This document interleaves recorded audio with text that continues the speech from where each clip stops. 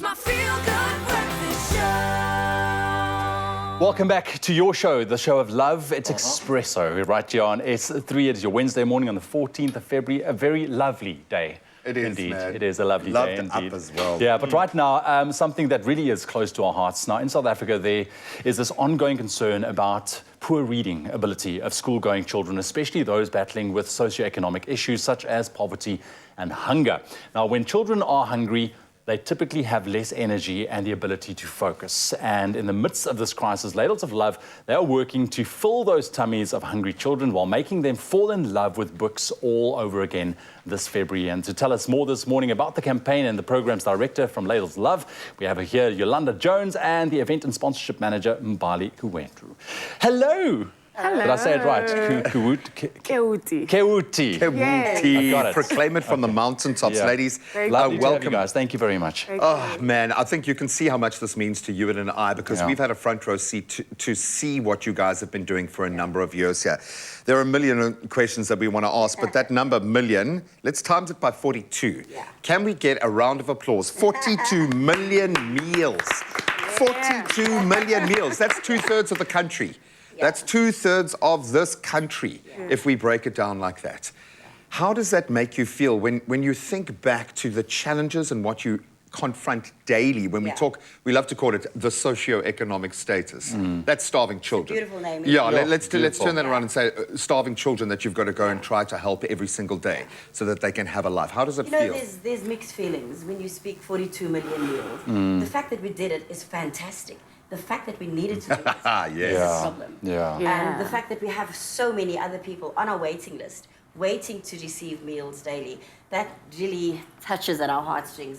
It's a difficult thing to have to handle every day, to deal with every day. We go into these communities and we see the need, and we cannot meet all the needs. That's the unfortunate thing. We visited the centre yesterday, and Danny's first response was, I wish we could help more people. So as much as we've done 42 million meals and we serve close to 30,000 meals a day, there's still hundreds of centres on our waiting. It's a drop in the ocean. Yeah, but what you said really hit home is the fact, yes, it's such an achievement, but the fact that you needed to do it, I mean, that is a bit of a sore point. So unpack this Love Books campaign for us a little bit. How are you going to approach it? What is the idea? What's the plan? Yes. Oh, with that sass, girl, you've got to do it, Well, I think for Ladles, love is to feed a child for a month or per annum and to give them a book to read. So that's what Love Books is about. I mean, we've done research in our ECDs, and illiteracy and malnutrition is a problem, right? These children come from homes where there's unemployment, it's single parents, or child-headed households. They go to school, these schools are ill-equipped. You know, some of these children have special needs. So our thing is to give these little bodies sustenance, whether it's in their minds or their tummies. Absolutely. So that's what Love Books is all about. We've got so many programs, if I could add on, that's curative. So kids can't read, and you find out at grade 4 level that they cannot read. However, we have to make sure that we put preventative measures in place. So when our kids are 0 to 6, they have access to the books. We have, I mean, children who can't read with understanding has increased from 2016 from 78% to 81% in 21%. We've identified a need, but it's not yet been fixed. And so we are looking at preventative measures, giving our children in our early childhood development centres access to books. Can I say, and I'm going to oversimplify something that is very dynamic, especially when it comes to trauma and that space. So I'm not simplifying that side of the equation, but are we not talking about one gateway here? One welfare.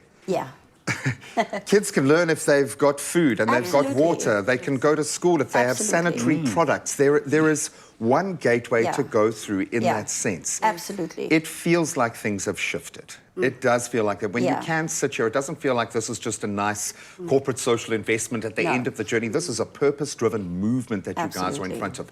How do we help when we know that critical zone, especially in those ECDs, those 2, 3, 4-year-old children need to have access to it then? How can we help you in your efforts? So it just takes 250 I was going to say 250,000 rand. If you want to I've go got ahead. it. I'm there. If girl. you I'm want to go ahead. I'm going to have to phone someone, but I'll... But it's 250 rand to feed a child 2 nutritious meals a day and give them access to a book to read. If you can support that child for a whole year, it gives us an opportunity to plan ahead. At the moment, we've got 56 centres, 5,185 kids that we feed every single day. That's outside of our community kitchens. So these kids need access to food. They need access to books. You can come online with us, ladlesoflove.org.za. Go to our donate here page, or how you can get involved. In fact, the pop-up will just come up and you can just click and you can donate. You'll your rock up at their house, you'll ring their doorbell. Listen, With your clipboard. There we go. we'll do what we have to do. But I think, you know, we've, like we've said, had the privilege of seeing firsthand what you do and the impact. But for our viewers out there, paint us a quick picture. The impact of your work when you look at these children, when you go out in these communities, what do you see when you go and deliver some food and you get the books going there? I mean, I can only imagine. I know this is you, but can I just... Yeah, no, go ahead. She knows you well. Yolanda, Listen, I'm the programs director, and when I go into field, the difference that this makes. We ask the principals, since you've started on the program where you get food daily, they get bulk produce every week that they collect from our warehouse.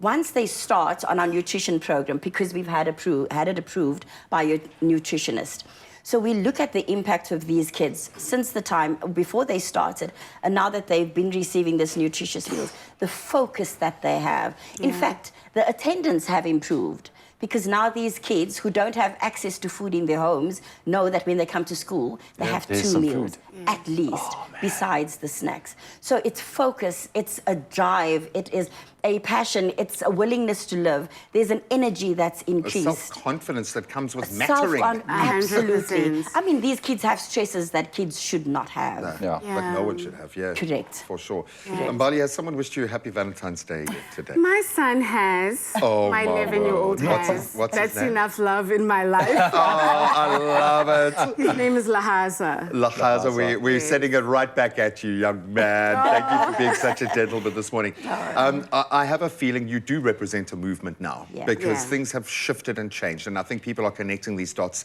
in powerful ways. So thank you so much for providing that matrix for us to do that. And that comes from years of hard work, community connection, and creating that trust. So thank you so much. We love you guys. Happy Valentine's Day. Happy Valentine's That is how we want our love in ladles. Ladles and ladles of love today.